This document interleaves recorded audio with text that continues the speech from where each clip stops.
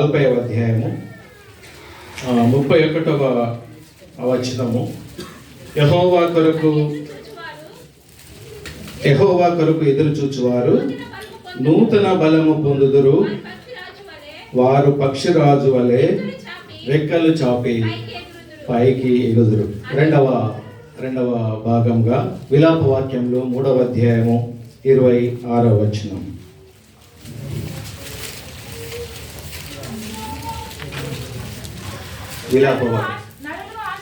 నరులు ఆశ కలిగి యెహోవా అనుగ్రహించే రక్షణ కొరకు ఓపికతో కనిపెట్టుట మంచిది. నేను తీసుకున్నటువంటి ఈ రెండు వచనాలలో కూడా తీసుకున్నటువంటి అంశం ఏంటంటే ఎదురు చూడడం, ఓపికతో కనిపెట్టడం. ఇక్కడ ఇద్దరు సిస్టర్స్, ఇద్దరు బ్రదర్స్, బహుశా వాళ్ళు ఈ రోజు కోసం ఎదురు చూసింది. ఈ ఎదురు చూడడంలో ఉండేటటువంటి ఆనందం ఎంత, ఆ దినము సమీపించినప్పుడు ఉండేటటువంటి ఆనందం ఎంత గొప్పగా ఉంటుంది అని అంటే, యెహోవా కొరకు ఎదురు చూచే వాళ్ళ యొక్క ఆ ఆనందం, ఆ బలం ఇక్కడ మనకు చూపించాడు. పైపైకి వెళ్ళిపోతారు అనేటువంటిది. అలాగే విలాప వాక్యంలో కూడా నరులు ఆశ కలిగి యెహోవా అనుగ్రహించే రక్షణ కొరకు ఓపికతో కనిపెడతా ఉండాలని. అది ఎప్పుడు వస్తుందో తెలియదు, ఎలా వస్తుందో తెలియదు, ఎట్లా ఉంటుందో తెలియదు. కానీ ఆ రక్షణ కొరకు మనుషులు ఏం చేయాలంట? ఓపికతో కనిపెడతా ఉండాలని. ఈ సన్నివేశము క్రైస్తవ జీవితాలలో చాలా ప్రధానమైనటువంటి అంశంగా చూపబడతా ఉంది. నేను ఈ అంశం ద్వారా ఒక వ్యక్తిని మీకు పరిచయం చేద్దామని అనుకున్నా. 2వ రాజుల గ్రంథంలో 2వ అధ్యాయంలో ఎలీషాల యొక్క సన్నివేశము చాలా రసవత్తరమైనటువంటి స్థితి. ఏలియా యొక్క ఆరోహణ సమయాలలో ఎదురు చూచేటటువంటి స్థితి చాలా ఆశ్చర్యకరంగా, ఆనందాన్ని కలిగించే విధంగా అది మనకు కనిపిస్తూ ఉంటుంది. మనల్ని అనేక విషయాలలో హెచ్చరించి నడిపించే విధంగా ఆ సన్నివేశం మనకు కనిపిస్తూ ఉంది. ఎలీషా ఇద్దరు కూడా గురు శిష్యులలాగా, ఒక ప్రవక్తకు సహాయకునిలాగా ఏలియా వెంట నడుస్తూ ఉన్నాడు. వాళ్ళ ఇద్దరి ప్రయాణము ఎటు వెళ్ళినా కానీ ఆధ్యాత్మికంగా సరి అయినటువంటి స్థితిలో వెళ్తా ఉంది. ఏలియాను ఎంత బలంగా నమ్ముకున్నాడు అని అంటే, తన ప్రాణము పోయేంత మట్టు కూడా ఆయనను విడవకుండా స్థితిలో ఏలియా వెంట ఎలీషా నడుస్తూ ఉన్నాడు. సో శిష్యత్వము అనేటటువంటిది ఒక వ్యక్తిని చివరి వరకు కూడా వెంటాడే విధంగా, చివరి వరకు తీసుకునే విధంగా అది నడిపిస్తుంది అనేటువంటిది మనకు తెలియజేస్తా ఉంది. శిష్యత్వంలో ఎలీషా ఎంత ఆదర్శంగా మనకు చూపుతా ఉన్నాడు అని అంటే, ఒక వ్యక్తి దగ్గర ఎలా జీవించాలి, ఎలా ఉండాలి, ఎలా నడవాలి, ఎలా నమ్ముకోవాలి అనేటువంటి విషయాల్ని ఆయన మనకు చెప్తా ఉన్నాడు. మొట్టమొదట ఏలియాకు ఒక సూచన కనిపిస్తూ ఉంది. ఆయన ఈ భూలోకాన్ని విడిచి పరలోకానికి శరీరముతో పాటు ఆరోహణమై వెళ్ళడానికి దేవుని యొక్క పిలుపు ఏలియాకు వచ్చింది. గురు శిష్యుల మధ్యలో ఉండేటటువంటి బంధాన్ని ఎంత ఇదిగా చూడొచ్చు మనం అని అంటే, ఏలియాకు ఏ విషయం అయితే తెలిసిందో, ఏలియా ఏ ఆందోళనకు గురవుతున్నాడో ఎలీషా కనిపెట్టాడు. కానీ ఏలియాకి చెప్తలేడు, ఎలీషా కూడా చెప్తలేడు. కానీ ఎలీషాను ఒక చోట ఉంచి, నువ్వు ఇక్కడ ఉండు, నన్ను దేవుడు ఎక్కడికి రమ్మంటున్నాడు? బేతేలుకు రమ్మంటున్నాడు, నేను అక్కడికి వెళ్తాను, నువ్వు ఇక్కడ ఉండు అంటున్నాడు. అంటే దేవుడు తనను తీసుకువెళ్తున్నటువంటి సమయంలో ఆ ఘటనను ఎలీషా చూడొద్దు, బాధపడద్దు అని ఏలియా యొక్క ఉద్దేశం. కానీ ఎలీషా యొక్క ఉద్దేశం ఏంటి అని అంటే, నేనేమైనా పర్వాలేదు, ఏలియాను మాత్రము, నా యొక్క గురువును మాత్రము నేను వదలను అనేటువంటి భావన ఎలీషా కలిగి ఉన్నాడు. సో ఆ విధంగా గిల్గాలు నుండి వాళ్ళిద్దరు కూడా తప్పని పరిస్థితుల్లో బేతేలునకు వెళ్తా ఉన్నారు. ప్రియమైనటువంటి దేవుని సంగమా, దేవుని పిల్లలారా, గిల్గాలు అనేటువంటి సన్నివేశాన్ని ఈరోజు పాస్టర్ అమ్మ గారు ఆ యెహోషువ గ్రంథంలో మీ క్విజ్లో జరుగుతూ ఉంది. ఆ గిల్గాలు అనేటువంటి ప్రాంతము దేవుని పిల్లలందరికీ ఒక కొత్త జీవితాన్ని ఇచ్చినటువంటి ప్రాంతం అది. వారికి ఉన్నటువంటి స్థితిలో నుండి ఈ కనాను దేశంలో అడుగుపెట్టిన తర్వాత ఒక కొత్త జీవితాన్ని పొందే విధంగా చేసినటువంటి స్థలము గిల్గాలు. వాస్తవానికి ఈ అరణ్య ప్రదేశం అంతట్లో కూడా ఎవ్వరు కూడా సున్నతి చేయింపబడక వస్తూ ఉన్నటువంటి తరుణంలో యెహోషువ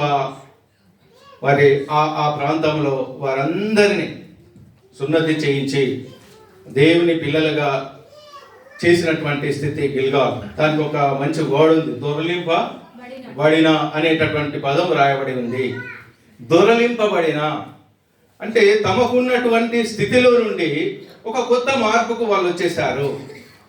సో గిల్గాలు అనేటటువంటి ప్రాంతం విశ్వాస జీవితానికి ఒక కొత్త మార్పును తీసుకొచ్చేటటువంటి స్థితి గిల్గాలుకు ఉంది. సో ఆ గిల్గాలు నుండి ఎలీషాను బేతేలుకు తీసుకుపోతున్నాడు. అలా తీసుకుపోతున్న తర్వాత మళ్ళీ అక్కడ జరిగినటువంటి సంఘటన ఏంటి అంటే, బేతేల్లో ఉన్నటువంటి వాళ్ళు అక్కడ స్థిరమైన తర్వాత, అరే ఎలీషా నువ్వు ఇక్కడ ఉండు, నన్ను దేవుడు ఎరికోకు రమ్మంటున్నాడు, నువ్వు ఇక్కడ ఉండు అంటే అక్కడ బేతేలులో ఉన్నటువంటి ప్రవక్తలంతా ఎలీషాకు ఒక మాట చెప్తున్నారు. సన్నివేశం ఎంత బాగా ఉంది అని అంటే, ఏం చెప్తున్నారు అని అంటే, నీకు తెలుసా ఎలియా ఈరోజు ఆరోహణమై వెళ్ళిపోతున్నాడు, నీకు తెలుసా? నాకు అన్నీ తెలుసు, మీరు ఊరకుండా అండి, నాకు అంతా తెలుసు, మీరు ఊరకుండా అండి అంటే ఎదుటి వాళ్ళలో ఉండేటటువంటి ఆందోళన ఎలీషా పట్ల ఎంత ఇదిగా ఉంది అని అంటే, సడన్గా గురువుగారు వెళ్ళిపోతే ఎలా బాధపడతాడో ఎలీషా అనేటువంటిది. సో గిల్గాలు నుండి బేతేలుకు నడిపింపడడం, గిల్గాలు నుండి ఎలీషాను బేతేలుకు తీసుకుని వెళ్తున్నాడు. విశ్వాస జీవితంలో బేతేలు సన్నివేశము చాలా ప్రధానమైనటువంటి ఘటన. ఎందుకు అనంటే, అనేక కష్టాలలో, అనేక ఇబ్బందులలో, విపత్కరమైనటువంటి పరిస్థితులలో పాస్టర్ అమ్మ చెప్పింది, రాగానే పోతామో ఉంటామో, ఎక్కడున్నా సరే ఏం చేయాలా? దేవుని సన్నిధిలోనికి చేరాలని. సో బేతేలులో ఉండేటటువంటి మాధుర్యం, ఏ బాధ ఉన్నా, ఏ కష్టం ఉన్నా, ఏ ఇబ్బంది ఉన్నా, పాప స్థితిలో ఉన్నా, భయానకమైనటువంటి స్థితిలో ఉన్నా ఎక్కడికి చేరాలంట? విశ్వాసి బేతేలుకు చేరాలి. అక్కడ విశ్వాస జీవితానికి ఒక నమ్మకం ఉంది, విశ్వాస జీవితానికి ఒక శాంతి సమాధానం ఉంది. ఎందుకు అనంటే, యాకోబు ఆ హారానులో ఉన్నప్పుడు తాను తలగడగా తీసుకొని నా రాయి మీద తాను ఒక మాట అనుకొని ఏం చేశాడు? ఆ స్థలానికి ఏమని పేరు పెట్టాడు?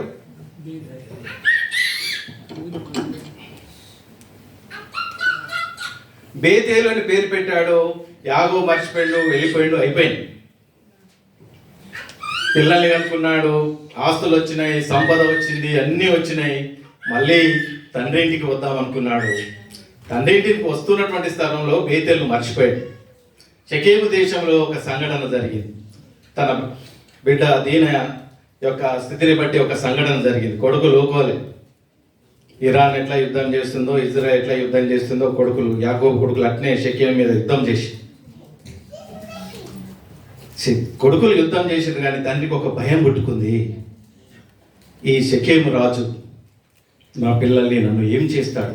ఒక బాధతో వణుకుతూ ఉన్నటువంటి సమయంలో దేవుడు యాకోబుతో ఒక మాట మాట్లాడుతున్నాడు. ఆదికాండం 35వ అధ్యాయంలో, యాకోబు నీవు లేచి నీ అన్న భయం చేత నీవు పారిపోయినప్పుడు నేను మాట్లాడినటువంటి నీకు కనబడినటువంటి దేవునికి అక్కడ బలిపీఠం కట్టాలని. నువ్వు దేన్ని మర్చిపోయినావు? బేతేలును మర్చిపోయినావు. నువ్వు ఏదో చేద్దామని అక్కడ వాగ్దానం చేసుకున్నావు, మర్చిపోయినావు. నువ్వు ఇప్పుడు క్లిష్ట సమయంలో ఉన్నావు, మరణ భయం చేత ఉన్నావు. నువ్వు నీ పిల్లలు చచ్చిపోతారు అనుకుంటున్నావు. నువ్వు చచ్చిపోవద్దు అనుకుంటే, ఆ భయం నీకు కలగద్దు అనుకుంటే నువ్వు ఎక్కడికి వెళ్ళాలా? దేవుని మందిరానికి పో. అక్కడ నీకేం దొరుకుతుంది అని అంటే శాంతి దొరుకుతుంది, సమాధానం దొరుకుతుంది, ఒక నూతనమైనటువంటి జీవం దొరుకుతుంది అని దేవుడే జ్ఞాపకం చేస్తున్నాడు యాకోబు. కాబట్టి యాకోబును పొమ్మంటే దేవుడు యాకోబు ఒక్కడు పోతలేడు, యాకోబు అందరినీ తీసుకుపోతున్నాడు. తను, తన కుటుంబము, తన యుద్ధరున్న మీరందరూ లేచి మిమ్మల్ని మీరు శుచిపరచుకొని మీ వస్త్రాలను మార్చుకోండి, మీరు నాతో ఎక్కడికి రండి, బేతేలుకు రండి, అక్కడ నాకు కనబడిన దేవునికి నేను బలిపీఠము. చాలా చక్కగా చెప్తున్నాడు. మీరు రండి, ఊరికే ఉండండి, అక్కడ బలిపీఠం ఎవరు కడతారు అంటే యాకోబుకు ఒక ధైర్యం, యాకోబుకు ఒక సంతోషం, ఒక ఆనందం. నా క్లిష్ట సమయాలలో ఒకానొక స్థలంలో దేవుడు నాకు దర్శనమిచ్చాడు, ఆ స్థలంలో దేవుడు నాకు వాగ్దానం చేశాడు, ఆ స్థలంలో దేవుడు నన్ను బలపరిచాడు. తిరిగి నేను అక్కడికి వెళ్తే కోల్పోయినటువంటి బలము, కోల్పోయినటువంటి ఆనందము, సంతోషం అవన్నీ నాకు అక్కడ ఏమవుతాయి, దొరుకుతాయి. 2 సమూయేలు 15వ అధ్యాయంలో కూడా ఒక మాట వ్రాయబడింది. దావీదు తన కుమారుని యొక్క భయము చేత పారిపోతా ఉన్నాడంట, చెప్పు లేకుండా పారిపోతున్నాడు. పారిపోతూ ఎక్కడికి పారిపోతున్నాడు అని అంటే ఓలీవల కొండకు పారిపోతున్నాడు.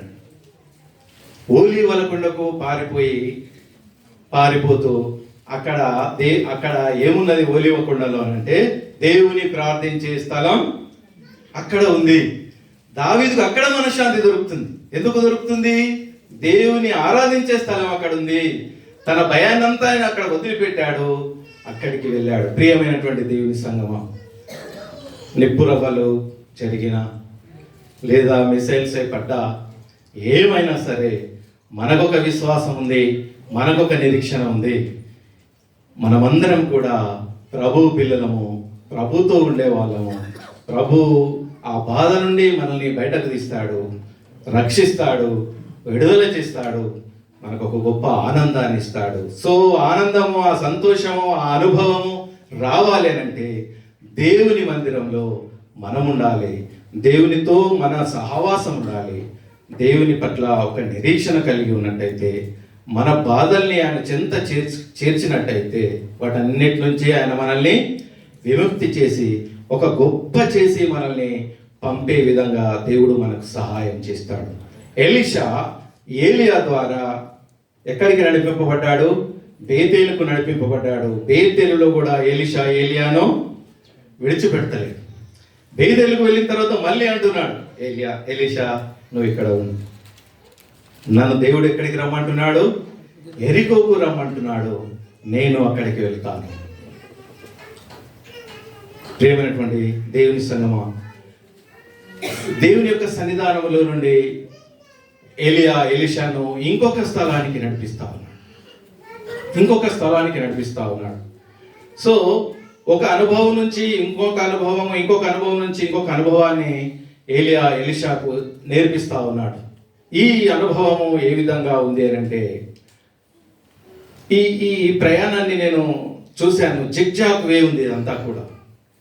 అంటే ఒక ప్రాంతం నుంచి మళ్ళీ ఇంకొక ప్రాంతానికి, ఒక ప్రాంతం నుంచి మళ్ళీ ఇంకొక ప్రాంతానికి, ఈ విధంగా అది వాళ్ళ ప్రయాణం నడుస్తూ ఉన్నట్టుగా కనిపిస్తూ ఉంది. అంటే ఏలియాకు ఒక రకమైనటువంటి వేదన ఉంది, బాధ ఉంది. ఎలీషానేమో ఏలియాను విడువను అనేటటువంటి స్థితి ఉంది, ఎదిరి చూడడం. ఎందుకు చెప్తున్నాను అని అంటే, ఎలీషా ఏలియా యొక్క స్థితి ఏ విధంగా ఉండాలనో చూడడానికి ఇష్టపడుతూ ఉన్నాడు. ఏలియా ఏ విధంగా తనని విడిచి వెళుతాడో చూడడానికి ఇష్టపడుతూ ఉన్నాడు. పాప స్వభావంలో ఉన్నటువంటి జీవితాలలో ఆ స్థితి నుండి దూరం చేయడానికి దేవుడు మనుష్య కుమారుడిగా ఈ లోకంలోనికి వచ్చినప్పుడు యేసు ప్రభు ఈ లోకంలో ఒక మాట చెప్తా ఉన్నాడు. అరణ్యములో మోషే సర్పము ఎలాగ ఎత్తెనో, ఎవరు కూడా నశించక నిత్య జీవం పొందడానికి మనుష్య కుమారుడు కూడా అలా పైకి ఎత్తబడవలెను అని యోహాను సువార్త 3వ అధ్యాయం 15వ వచనంలో రాయబడి ఉంది. అరణ్యంలో మోషే సర్పాన్ని పైకెత్తాడు. ఎందుకు ఎత్తాడంటే దేవుడే చెప్పాడు, ఒక ఇత్తడి సర్పం చేయించి ఒక కొయ్యకు తలిగియు, పాము కుట్టినోడెల్లా వచ్చి దాన్ని ఏం చేయాలా? వట్టిగా చూసుడు కాదు, నిదానించి చూడాలి. అక్కడ ఇత్తడి సర్పం ఉంటే ఇక్కడ నుంచి పాము కుట్టిన వాళ్ళెల్లా ఏం చేయాలి? ఇజ్రాయేలీలు వచ్చి నిదానించి చూడాలి. నిదానించి చూస్తే వీళ్ళలో ఏమైపోతుందంటే విషయం అంతా వెళ్ళిపోతుంది. సో యేసు ప్రభు ఎందుకు దాన్ని తీసుకున్నాడు అని అంటే, మనుషులు కూడా తప్పిపోయినప్పుడు, పాప స్థితిలో ఉన్నప్పుడు, పాపం ఎరగనటువంటి ఆ ఇత్తడి సర్పంలో జీవం ఉందా అంటే లేదు. కానీ పాపం ఎరగనటువంటి వాడు పాపుల కొరకు ఏం కావాలి? శిలువ మరణాన్ని పొందాలి. కాబట్టి పాపము లేనటువంటి వాడు శిలువ కొయ్యకు తగిలి ఉన్నప్పుడు పాపములో ఉన్నటువంటి వాడు ఎవరిని చూడాలా? శిలువను చూడాలి. శిలువను చూసి మనుష్య కుమారుడు ఎత్తబడినప్పుడు ఈ పాపములో ఉన్నటువంటి వ్యక్తి యొక్క పాపం అంతా ఏమైపోతుంది? పరిహరింపబడుతుంది, దిగిపోతాం. సో ఈ ఎదిరి చూడడము అనేది, నిదానించి చూడడం అనేటువంటిది క్రైస్తవ జీవితానికి ఒక ప్రాముఖ్యమైనటువంటి స్థితిని తెలియజేస్తూ ఉంది. సో తన యొక్క స్థితిని అంతా కూడా మార్చుకునేటువంటి అవకాశం ఈ మందిరంలో, దేవుని యొక్క సన్నిధానంలో కలుగుతూ ఉంది. సో ఏలియా ఎలీషాను యెరికో పట్టణానికి తీసుకొని వెళ్ళాడు. అక్కడ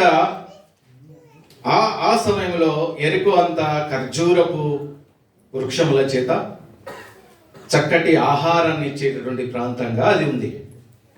మనం చదువుకున్నటువంటి వాక్య భాగంలో యెహోషువలో యెరికో సన్నివేశాన్ని మనం ఇంకొక రకంగా దేవుని బిడ్డలకు ఇచ్చాడు. అంటే అది బలమైన పట్టణము, మనుషులు బలవంతులే, తినే ఆహారం కూడా బలవంతమే, చాలా బలవర్తకమైనటువంటి ఆహారమే. సో మనుషులు అట్లా ఉన్నారు, ఆ స్థితి అట్లా ఉంది. అలాంటి స్థితిని దేవుడు తన బిడ్డలకు ఇవ్వడానికి ఇష్టపడ్డాడు. సో ఎలీషాను ఆ ప్రాంతానికి తీసుకెళ్ళాడు. ఆ ప్రాంతంలో కూడా ప్రవక్తలు ఉన్నారు. వాళ్ళు మళ్ళీ చెప్తున్నారు, నీకు తెలుసా ఏలియా ఏమైపోతున్నాడు? దేవుని యోధకు వెళ్ళిపోతున్నాడు. నీకు తెలుసు, నాకు తెలుసు, మీ మౌనం. ఈ రకంగా యెరికో నుండి తిరిగి ఎలీషాకు చెప్తాను, నువ్వు ఇక్కడ ఉండి ఎలీషా, నేను ఎక్కడికి వెళ్ళాలి? యోర్దానుకు వెళ్ళాలి, నువ్వు ఇక్కడ ఉండు. యెహోవా జీవం తోడు, నేను నిన్ను విడువా ఎడబా. ఇది ఒక గొప్ప బంధంగా కనిపిస్తుంది మనకు.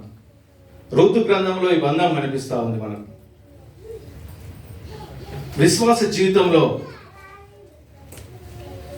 సేవా భారంలో సేవకులు కావచ్చు, దేవుని పిల్లలు కావచ్చు, ఇలాంటి బంధాన్ని కలిగి ఉంటే దేవుని యొక్క ఆత్మ నడిపింపు అనేది విశ్వాస జీవితానికి చాలా గొప్పగా ఉంటుంది. సంఘం బలపడుతుంది, కుటుంబం బలపడుతుంది. అలాగే సహోదర ప్రేమ కూడా చాలా బలపడతా ఉంది. ఈ ఆత్మీయ బంధము చాలా ఎదుగుతూ ఉంటుంది. యెహోవా జీవం తోడు, నీ జీవం తోడు, నేను నిన్ను విడువా. అంతే. అయితే రా అని యోర్దానుకు తీసుకుపోయి తన దుప్పటితో యోర్దాను ఏం చేశాడు? కొట్టాడు. కొడితే ఏమైందంటే యోర్దాను విడిపోయి అక్కడికి తీసుకుపోయాడు బయటకు తీసుకువెళ్ళిన తర్వాత ఏం మాట్లాడుకున్నారో తెలియదు. ఏలియాకి అర్థమైపోయింది, వీడు నన్ను విడిచిపెట్టాడు. ఎలీషాకు ఒక మాట అడిగాడు, నేను నిన్ను విడిచిపోయే ముందు నీకేం కావాలో కోరుకోగా, నేను నిన్ను విడిచిపోయే ముందు ఏం కావాలో కోరుకు. మనమైతే ఏం కోరుకునే వాళ్ళము? ఎలీషా, నీకున్న ఆత్మలో 200 ఆత్మ నాకు ఇచ్చిపో. హల్లెలూయా, హల్లెలూయా. నీకున్న ఆత్మలో 200 ఆత్మ నాకు ఇచ్చిపో. ఇక్కడ పాస్టర్కు ఎంత ఆస్తుందో నాకు తెలియదు, అదంతా నాకు ఇయ్యు, ఆ 200 ఇయ్యు అని అంటే ఇక పరేషాన్. ఆయనకున్నదైతే ఇవ్వగలుగుతాడు. పాస్టర్ మీ దగ్గర ఉన్నదానికంటే నాకు 200 ఇవ్వంటే అది ఎక్కడికి వెళ్ళా సాధ్యం? ఆయన నాకున్నది ఇవ్వమంటే ఇస్తా, కానీ లేదు ఆయన ఎక్కడికి వెళ్ళి తెచ్చేయాలని. విచిత్రమైనటువంటి ఆలోచన కదా. మనకు మనకు అలాంటి ఆలోచన వస్తే ఎంతో బాగుంటుంది. నీకున్న ఆత్మలో రెండంతల ఆత్మ నాకు ఇచ్చిపో. సో ఏలియా ఒక షరతు పెట్టింది, అదే నేను చెప్పదలుచుకున్నాను.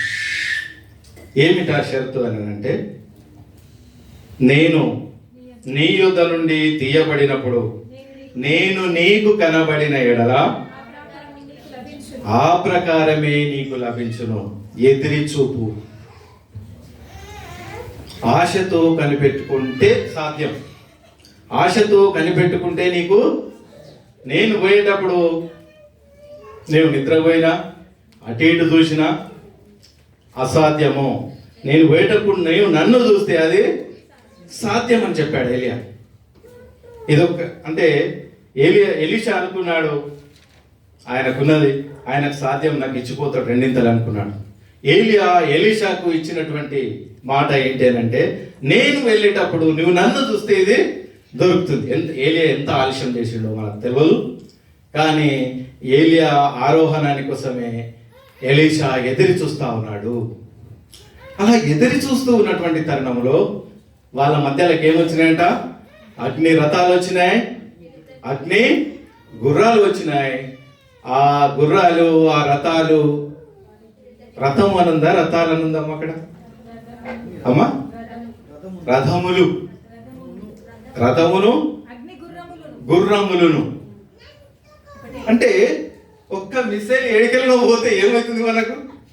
కాదా, ఒక మిసైల్ ఎక్కడి నుంచో పోతే అందరికి ఏదో పరేషాన్ అవుతుంది. ఇక్కడ వాళ్ళ మధ్య నుండి ఒక పవర్ఫుల్ అగ్ని రథమును గుర్రములను వాళ్ళ మధ్య నుండి సడన్ గా వెళ్ళిపోయాయండి. ఇద్దరు వేరుపడ్డారు, ఇద్దరు వెళ్తా ఉన్నారు. ఏలియా ఆ సమయంలో ఏమవుతున్నాడు? సుడిగాలి రాగానే దాంట్లో ఆయన వెళ్ళిపోతా ఉన్నాడు. ఎలీషా చూసిండు, దాన్ని చూసి వస్త్రాలను చెప్పుకొని ఏడుస్తూ, నా తండ్రి ఇశ్రాయేలులకు రథములను రౌతులను అన్నీ నీవు పోతే దేశం ఏం కావాలా? మనం అందరం అది ప్రార్థన చేయాలి. ఇప్పుడు ఇశ్రాయేల్ కోసం చేయాలనా? ఇశ్రాయేల్ కోసం మనం అందరం ప్రార్థించాలి. ఇశ్రాయేలుకు రథాలు రౌతులు అన్నీ నీవే ప్రభువా, నువ్వు సహాయం చేయి. సో అలా ఎదురు చూస్తూ ఉన్నప్పుడు ఒక సన్నివేశం జరిగింది. పైనుంచి ఏమొస్తుందంట? ఏలియా దుప్పటి వస్తుందంట. ఎలీషాకి ఎంత సంతోషమో, ఎంత ఆనందమో. ఆ దుప్పటిని తీసుకొని తను ఏం చేశాడు? తప్పుకొని చూసింటాడు బహుశా కదా. ఏదైనా ఎప్పుడైనా ఎవరైనా మనకు స్తూపాలతో కానీ శాలువతో కానీ సన్మానం చేస్తే దాని స్థితిని బట్టి చాలా ఆనందపడతాం. లేదు అంటే ఒక గొప్ప వ్యక్తి పాస్టర్ గారికి ఎవరైనా శాలువా కప్పితే ఆ శాలువాని మనలో ఎవరికైనా ఇస్తే ఎంత సంతోషం ఉంటుందో. నేను ఆ సంతోషాన్ని అనుభవించిన, అందుకే చెప్తున్నాను. నాకు ఎప్పుడైనా ఎవరైనా సన్మానం చేస్తే మా దగ్గర పనిచేసే కుక్స్ కానీ అటెండర్స్ కానీ ఇంకా చేస్తాను. వాళ్ళ ముఖాలలో చూడాలి వెళ్తురు ఎంత ఉంటుందో. ఎలీషాకు ఆ వెళ్తురు వచ్చేసింది, ఆనందం వచ్చేసింది, ఆ సంతోషం వచ్చేసింది. ఏలియా యొక్క దుప్పటి నాకు వచ్చింది, ఆనందపడ్డాడు. వెంటనే పరీక్షించింది ఆయన. వెంటనే ఏలియా ఏ దుప్పటిని కొట్టి యోర్దాను నదిని రెండుగా చేశాడో, ఎలీషా అదే దుప్పటితో ఏం చేశాడు? యోర్దానును కొట్టాడు. యోర్దాను 2 పాయలైపోయింది. మళ్ళీ ఎలీషా ఒడ్డుకు చేరుకున్నాడు. ప్రియమైనటువంటి దేవుని సంగమా, ఏలియా చేసినటువంటి అద్భుత కార్యాల కంటే ఎలీషా చచ్చిపోయిన వాళ్ళని సైతము లేపగలిగింది. సో ఎదిరి చూడడం, వాగ్దానం ఇచ్చినటువంటి దేవుడు దాన్ని నెరవేర్చుటకు శక్తిమంతుడు. దేవుని యొక్క వాక్యం ద్వారా దేవుడు మనతో మాట్లాడుతున్నప్పుడు దాని కొరకు కనుక మనం ఎదురు చూస్తే, ఆ వాగ్దానం వైపు చూస్తే, ఆ నడిపింపు వైపు చూస్తే, దేవుడు తప్పకుండా మనకి ఏం చేస్తాడు? సహాయం చేయుటకు శక్తిమంతుడు. అప్పుడున్న ఆత్మ కంటే బలమైన ఆత్మను, 2 ఆత్మలను దేవుడు మనకు అనుగ్రహిస్తాడు. ఆ విధంగా మనము యెహోవా కొరకు ఆశ కలిగి ఆయన అనుగ్రహించే రక్షణ కొరకు ఓపికతో ఎదురు చూస్తే దేవుడు గొప్ప భాగ్యాన్ని మనకు దయచేస్తాడు. అటు కృప దేవుడు మనందరికీ దయచేయునుగాక. Thank you pastor. Thank you very much.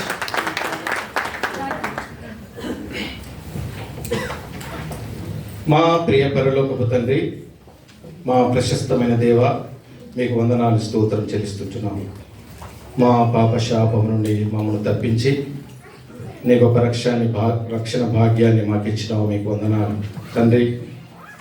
నన్ను దూర ప్రాంతం నుండి నేను ప్రార్థించిన రీతిగా, నీ వైపు చూచిన రీతిగా నన్ను దుబాయ్కి క్షేమంగా నడిపించినావు. నీకు వందనాలు. అంతకంటే ముఖ్యంగా నా ప్రభా, నీ బిడ్డలను చూచుటకు, నీ బిడ్డలతో కలిసి ప్రభా నేను స్తుతి ఆరాధించుటకు మీరు ఇచ్చిన గొప్ప తరుణాన్ని బట్టి మీకు స్తోత్రం ప్రభా. నీ దాసుడు ప్రభా జేమ్స్ గారిని, అలాగే అమ్మగారిని, వారి కుటుంబాన్ని ప్రభు దీవించండి. సంఘాన్ని మీరు దీవించండి. ఇప్పుడు నా ఆత్మల కంటే ప్రభు వారిని ఇంతల ఆత్మలని ఈ యొక్క సంఘానికి మీరు అనుగ్రహించమని ప్రార్థిస్తుంటున్నాం. నేటి దినాన ఆయన ప్రభా బాప్తిసం పొందినటువంటి నూతన బిడ్డల కొరకు ప్రార్థిస్తుంటున్నాం. బిడ్డలు బలపరచండి. అంత మట్టుకు నీ రాకడ వరకు నీ కొరకు నమ్మకమైన సాక్షిగా జీవించటకు, అనేకులను ప్రభా నీ వైపు నడిపించటకు ప్రభా వారిని కృపలో వర్తించి చేయమని ప్రార్థిస్తుంటున్నాను. మరి ఒకసారి నాయన మీరు నాకు ఇచ్చినటువంటి ఈ గొప్ప భాగ్యాన్ని బట్టి మిమ్మల్ని స్తుతిస్తూ, ఈ సంఘాన్ని బట్టి ప్రభా మిమ్మల్ని స్తుతిస్తూ ప్రభా ఈ యొక్క సమయాన్ని మాకు ఇచ్చినందుకు మరి ఒకసారి మీకు వందనాలు చెల్లిస్తూ మా ప్రభును ప్రియ కుమారుని మా రక్షకుడైన యేసుక్రీస్తు నామమున ప్రార్థిస్తున్నాము తండ్రి.